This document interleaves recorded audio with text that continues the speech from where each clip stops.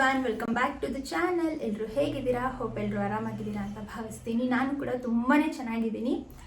So ನನ್ನ husband ಕೂಡ ತುಂಬ ಚೆನ್ನಾಗಿದ್ದಾರೆ. ಸೊ ಇಷ್ಟು ದಿನ ವ್ಲಾಗ್ಸ್ ಮಾಡ್ತಾ ಇರಲಿಲ್ಲ ನಾನು. ಯಾಕೆ ಏನು ಅಂತ ಇನ್ಸ್ಟಾಗ್ರಾಮಲ್ಲಾಗಿರ್ಬೋದು, ಯೂಟ್ಯೂಬಲ್ಲಾಗಿರ್ಬೋದು, ನಂಗೆ ತುಂಬ ಜನ ನನ್ನ ಫ್ರೆಂಡ್ಸು, ಫ್ಯಾಮಿಲಿ ಮೆಂಬರ್ಸ್ ಎಲ್ಲರೂ ಮೆಸೇಜ್ ಮಾಡ್ತಾನೆ ಇದ್ರಿ, ಯಾಕೆ ವ್ಲಾಗ್ಸ್ ಮಾಡ್ತಾ ಇಲ್ಲ, ತುಂಬ ಚೆನ್ನಾಗಿ ಬರ್ತಾ ಇದೆ ನಿಮ್ಮ ವ್ಲಾಗ್ಸು ಅಂತ. ಸೊ ಇವತ್ತು ಫೈನಲಿ ಯಾಕೆ ಇಷ್ಟೊಂದು ಡಿಲೇ ಮಾಡಿದ್ವಿ ಅಂತ ಹೇಳುವಂಥ ಸಮಯ ಬಂದಿದೆ. ಇವತ್ತು ನಮ್ಮ ಲೈಫಲ್ಲಿ ಒಂದು ಬಿಗ್ ಸೀಕ್ರೆಟ್ನ ರಿವೀಲ್ ಮಾಡ್ತಾ ಇದ್ದೀವಿ. ಸೊ ಅದೇನಪ್ಪ ಅಂತ ಅಂದರೆ, ಸೊ ನಿಮ್ಗೆ ಆಲ್ರೆಡಿ ತಮ್ನೈಲ್ ನೋಡೇ ಗೊತ್ತಾಗಿರುತ್ತೆ. ಸೊ ನಾವು ಪೇರೆಂಟ್ಸ್ ಆಗ್ತಾ ಇದ್ದೀವಿ. ಸೊ ತುಂಬಾ ಖುಷಿಯಾದಂಥ ವಿಚಾರ ಇದು. ಸೊ ಇವತ್ತು ನಾವು ನಮ್ಮ ಪ್ರೆಗ್ನೆನ್ಸಿನ ರಿವೀಲ್ ಮಾಡ್ತಾ ಇದ್ದೀವಿ. ಸೊ ಇಷ್ಟು ದಿನ ಡಿಲೇ ಮಾಡಿದ್ದಕ್ಕೂ ತುಂಬ ರೀಸನ್ಸ್ ಇದೆ. ಸ್ವಲ್ಪ ದಿನ ವೆಯ್ಟ್ ಮಾಡಿ ಹೇಳೋಣ ಅಂತೇಳಿ ಅಷ್ಟೇ. ಎಲ್ಲದಕ್ಕೂ ಒಂದು ಟೈಮ್ ಅನ್ನೋದು ಬರಬೇಕಲ್ಲ. ಸೊ ಹಾಗಾಗಿ ಇವತ್ತಿಲ್ಲ, ನಮ್ಮ ಸಬ್ಸ್ಕ್ರೈಬರ್ಸಿಗೆ ಹೇಳಲೇಬೇಕು.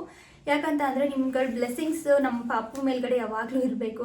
ನಮ್ಮ ಮೇಲ್ಗಡೆ ಸದಾ ನೀವು ಒಳ್ಳೊಳ್ಳೆ ಕಮೆಂಟ್ಸ್ ಮಾಡ್ತೀರಾ. ಆ್ಯಂಡ್ ಇನ್ನೂ ನನ್ನ ಹಸ್ಬೆಂಡ್ ನನ್ನ ಬ್ಲಾಗ್ಸಲ್ಲಿ ಕಾಣಿಸ್ಕೊಂಡಾಗಲೇ ನೀವು ಜಾಸ್ತಿ ಕಮೆಂಟ್ಸ್ ಮಾಡ್ತೀರಾ. ಸೊ ಅವ್ರನ್ನ ನನ್ನ ಬ್ಲಾಗ್ಸಲ್ಲಿ ನೋಡೋದಕ್ಕೆ ತುಂಬ ಇಷ್ಟಪಡ್ತೀರಾ. ಇಷ್ಟು ದಿನ ವೆಯ್ಟ್ ಮಾಡಿದ್ದೆ, ತುಂಬ ಬ್ಯುಸಿ ಇದ್ದರು ಅವರು.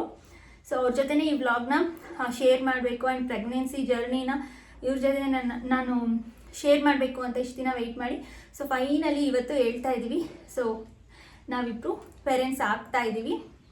ಸೊ ತುಂಬಾ ಜನ ಕಾಮೆಂಟ್ಸಲ್ಲಿ ಕೇಳ್ತಾನೇ ಇದ್ರಿ, ಅಕ್ಕ ನಿಮಗಿನ್ನೂ ಮಗು ಆಗಿಲ್ವಾ ನಿಮ್ಗೆ ಪಾಪು ಇಲ್ವಾ ಅಂತ. ಸೊ ಅದನ್ನು ಕೂಡ ಉತ್ತರ ಕೊಡೋವಂಥ ಟೈಮ್ ಬಂದಿದೆ. ಸೊ ಪೇರೆಂಟ್ಸ್ ಆಗ್ತಾ ಇದ್ದೀವಿ. 2026 ನಮ್ಮ ಪಾಪು ಅನ್ನೋದು ಬರುತ್ತೆ.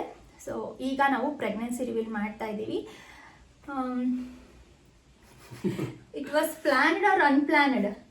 ಇದು ಪ್ಲಾನ್ಡ್ ಪ್ರೆಗ್ನೆನ್ಸಿ. ಸೊ ನಾವು ಮದುವೆ ಆದ ತಕ್ಷಣನೇ ಇನ್ನು ನಮಗೆ ಪಾಪು ಬೇಕೇ ಬೇಕು ಅಂತ ಏನು ಅಂದ್ಕೊಂಡಿರ್ಲಿಲ್ಲ. ಒಂದು 2 years ಫ್ರೀಯಾಗಿರೋಣ ಅಂತಲೇ ಅಂದ್ಕೊಂಡಿದ್ವಿ.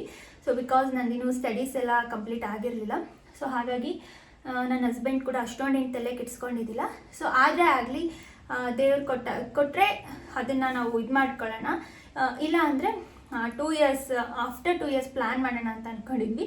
ಸೊ ಆ ದೇವರು ಅದೇ ರೀತಿ ನಮಗೆ 2 years ಮದುವೆ ಆಗಿ 2 years ಆದಮೇಲೆ ಕರೆಕ್ಟು 2.5 yearsಗೆ ನಮಗೆ ಈ ಒಂದು ವರನ ಕರುಣಿಸಿದ್ದಾರೆ ಅಂತಲೇ ಹೇಳ್ಬೋದು. ತುಂಬಾ ಬೇಗನೆ ನಮಗೆ ರಿಸಲ್ಟ್ ಸಿಕ್ಕಿದೆ ಅಲ್ವಾ. ಸೊ ನಾವು ಅಂದ್ಕೊಂಡಿರಲಿಲ್ಲ ನಮಗೆ ಇಷ್ಟು ಬೇಗ ಸಕ್ಸಸ್ ಸಿಗುತ್ತೆ ಅಂತ.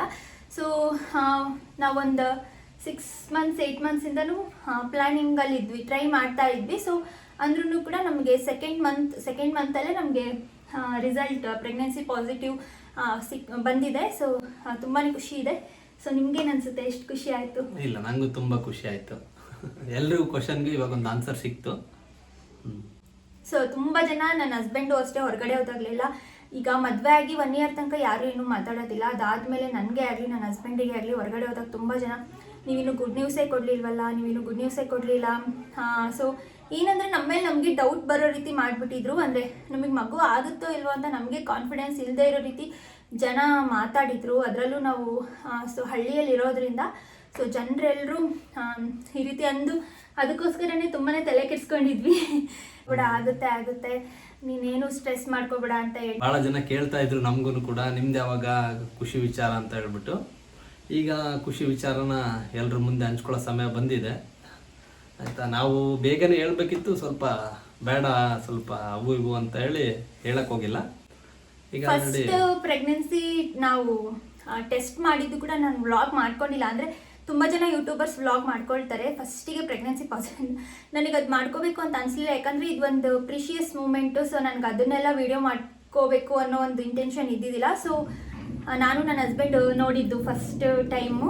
ಸೊ ಆಫ್ಟರ್ನೂನು ಸೊ ತುಂಬ ಖುಷಿ ಆಯಿತು. ಫಸ್ಟ್ ಟೈಮ್ ಪ್ರೆಗ್ನೆನ್ಸಿ ಟೆಸ್ಟ್ ನಾವು ಮಾಡಿದಾಗಲೇ ಡಬಲ್ ಲೈನ್ ಪಾಸಿಟಿವ್ ಬಂದಿತ್ತು. ಆ್ಯಂಡ್ ಡಾಕ್ಟರ್ ಹತ್ರ ಹೋದ ತಕ್ಷಣ ಅವರು ಕಿಟ್ನ ನೋಡಿದ ತಕ್ಷಣವೇ ಕಂಗ್ರ್ಯಾಚುಲೇಷನ್ಸ್ ಅಂತ ನಮ್ಮ ಹಸ್ಬೆಂಡಿನೆಲ್ಲ ಕರೆದು, ನೀವು ಪೇರೆಂಟ್ಸ್ ಆಗ್ತಾ ಇದ್ದೀರಾ, ಕಂಗ್ರ್ಯಾಚುಲೇಷನ್ಸ್ ಅಂತ ಹೇಳಿದರು. ತುಂಬಾ ಖುಷಿ ಆಯಿತು. ಅವತ್ತಿಂದ ಪ್ರೆಗ್ನೆನ್ಸಿ ಜರ್ನಿ ಕಂಟಿನ್ಯೂ ಆಗಿದ್ದು. ಸೊ ಆ ದೇವ್ರ ದಯೆಯಿಂದ ಎಲ್ಲ ನಾರ್ಮಲ್ ಆಗಿ ಎಲ್ಲ ರಿಪೋರ್ಟ್ಸು ಕೂಡ ಎಲ್ಲ ಪ್ರತಿಯೊಂದೂ ಕೂಡ ಏನೂ ತೊಂದರೆ ಆಗದೇನೆ ಇಲ್ಲಿವರೆಗೂ ರೀಚ್ ಆಗಿದ್ದೀವಿ. ಸೊ ಇನ್ನು ಮುಂದೆನೂ ಕೂಡ ನಿಮ್ಮೆಲ್ಲರೂ ಬ್ಲೆಸ್ಸಿಂಗ್ಸು ನಮ್ಮ ಪಾಪು ಮೇಲ್ಗಡೆ ಇರಬೇಕು ಅಂತ ನಾನು ಕೇಳ್ಕೊಳ್ತಾ ಇದ್ದೀನಿ. ಸೊ ನೆಕ್ಸ್ಟ್ ವ್ಲಾಗ್ಸಲ್ಲಿ ನಾನು ನನ್ನ ಪ್ರೆಗ್ನೆನ್ಸಿ ಜರ್ನಿ ಹೇಗಿತ್ತು ಎಲ್ಲದನ್ನು ಕೂಡ ನಾನು ವ್ಲಾಗ್ ಮಾಡ್ತೀನಿ. ಸೊ ನನ್ನ ಹಸ್ಬೆಂಡು ತುಂಬ ಹೊತ್ತು ಕುತ್ಕೊಳ್ಳೋಕ್ಕೆ ತಯಾರಿಲ್ಲ, ತುಂಬ ಬ್ಯುಸಿ ಇದ್ದಾರೆ. ಸೊ ಇವತ್ತು ನಾನು ಟೈಮ್ ಮಾಡಿಕೊಂಡು ನೀವು ಇರಲೇಬೇಕು ಅಂತೇಳಿ ಈ ಒಂದು ವ್ಲಾಗ್ನ ಇಸ್ಕೊಂಡಿದ್ದೀನಿ. ಜಾಸ್ತಿ ಇವತ್ತು ಮಾತಾಡಬೇಕು ಅಂದರೆ ನೆಕ್ಸ್ಟ್ ವ್ಲಾಗ್ಸಲ್ಲಿ ನಾನು ಖಂಡಿತ ಮಾತಾಡ್ತೀನಿ. ಸೊ ಅದೇ ಲವ್ ಯು ಆಲ್. ನಿಮ್ಮ ಬ್ಲೆಸ್ಸಿಂಗ್ ಹಾಗೆ ಇರಲಿ ಯಾವಾಗಲೂ ನಮ್ಮ ಮೇಲೆ. ಯೂಟ್ಯೂಬ್ ಚಾನಲ್ನ ಇನ್ನೂ ಸ್ವಲ್ಪ ಚೆನ್ನಾಗಿ ಇಂಪ್ರೂವ್ ಆಗಿ ಇದುವರೆಗೂ ತುಂಬಾ ಪ್ರೀತಿ ಕೊಟ್ಟಿದ್ದೀರಾ. ನಮ್ಮ ಯೂಟ್ಯೂಬ್ ಚಾನಲ್ ಇಷ್ಟು ಗ್ರೋ ಆಗೋದಕ್ಕೆ ನೀವೆಲ್ಲರೂ ಕಾರಣ. ನನಗೆ ಇದುವರೆಗೂ ಒಂದು ಬ್ಯಾಡ್ ಕಾಮೆಂಟ್ಸ್ ಮಾಡಿಲ್ಲ, ಅದು ತುಂಬ ಖುಷಿ ವಿಚಾರ ನನಗೆ. ಇಲ್ಲಿವರೆಗೂ ತಂದಿದ್ದೀರ ನನ್ನ ಯೂಟ್ಯೂಬ್ ಚಾನಲ್ನ, ತುಂಬ ಖುಷಿ ಆಗುತ್ತೆ. ಸೊ ಇನ್ನು ಯಾರೆಲ್ಲ ಚಾನಲ್ನ ಸಬ್ಸ್ಕ್ರೈಬ್ ಮಾಡ್ಕೊಂಡಿಲ್ಲ ಪ್ಲೀಸ್ ಸಬ್ಸ್ಕ್ರೈಬ್ ಮಾಡ್ಕೊಳ್ಳಿ, ಹಾಗೆ ಬೆಲ್ ಐಕನ್ನ ಕ್ಲಿಕ್ ಮಾಡಿ. ಇನ್ನು ಮುಂದೆ ಕಂಟಿನ್ಯೂಸ್ ಆಗಿ ವೀಡಿಯೋಸ್ ಮಾಡೋದಕ್ಕೆ ಟ್ರೈ ಮಾಡ್ತೀನಿ. ಒಂದು 5 to 6 months ಅಂತೂ ನಾನು ಬ್ರೇಕ್ ತೊಗೊಂಡಿದ್ದೆ. ಸೊ ನನಗೋಸ್ಕರ ನಾನು ಬ್ರೇಕ್ ತೊಗೊಂಡಿದ್ದೆ. ಬಟ್ ಇನ್ನು ಮುಂದೆ ಖಂಡಿತ ವ್ಲಾಗ್ಸ್ ಕಂಟಿನ್ಯೂ ಆಗುತ್ತೆ. ನಿಮ್ಮೆಲ್ಲರ ಸಪೋರ್ಟ್ ನಮ್ಮ ಮೇಲೆ ಹೀಗೆ ಇರಲಿ. ಸೊ ನನ್ನ ಹಸ್ಬೆಂಡ್ ಆಫ್ಟರ್ ಲಾಂಗ್ ಟೈಮ್ ವ್ಲಾಗಲ್ಲಿ ಬಂದಿದ್ದಾರೆ. I love you all. ಎಲ್ಲರೂ ಇದೇ ರೀತಿ ಸಪೋರ್ಟ್ ಮಾಡಿ, ಮುಂದೆ ಕೂಡ ಸಪೋರ್ಟ್ ಬೇಕು ನಿಮ್ಮದು ನಮ್ಮ ಮೇಲೆ, ನಮ್ಮ ಮಗು ಮೇಲ್ಗಡೆ ನಿಮ್ಮೆಲ್ಲರಿಗೂ ಆಶೀರ್ವಾದ ಖಂಡಿತ ಇರುತ್ತೆ ಅಂತ ಅಂದ್ಕೊಂಡಿದ್ದೀನಿ. ಸೊ ನಾವು ಪ್ರೆಗ್ನೆನ್ಸಿ ಸ್ವಲ್ಪ ಲೇಟಾಗಿ ರಿವೀಲ್ ಮಾಡ್ತಾ ಇದ್ದೀವಿ. ಪ್ರೆಗ್ನೆನ್ಸಿ ಟೆಸ್ಟ್ ಮಾಡ್ಕೊಂಡ ತಕ್ಷಣ ಏನು ವ್ಲಾಗ್ ಮಾಡಿಲ್ಲ, ಸೊ ದಯವಿಟ್ಟು ಕ್ಷಮಿಸಿ. ಇನ್ನು ಮುಂದೆ ಪ್ರತಿಯೊಂದನ್ನು ಕೂಡ ಅಪ್ಡೇಟ್ ತಿಳಿಸ್ತಾ ಇರ್ತೀವಿ.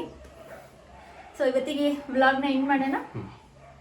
ಸೊ ಇವತ್ತಿಗೆ ವ್ಲಾಗ್ನ ಇಲ್ಲಿಗೆ ಎಂಡ್ ಮಾಡ್ತಾ ಇದ್ದೀವಿ. ಸೊ ನೆಕ್ಸ್ಟ್ ವ್ಲಾಗ್ಸಲ್ಲಿ ನಾನು ಕಂಟಿನ್ಯೂ ಮಾಡ್ತೀನಿ. So love you all. Bye.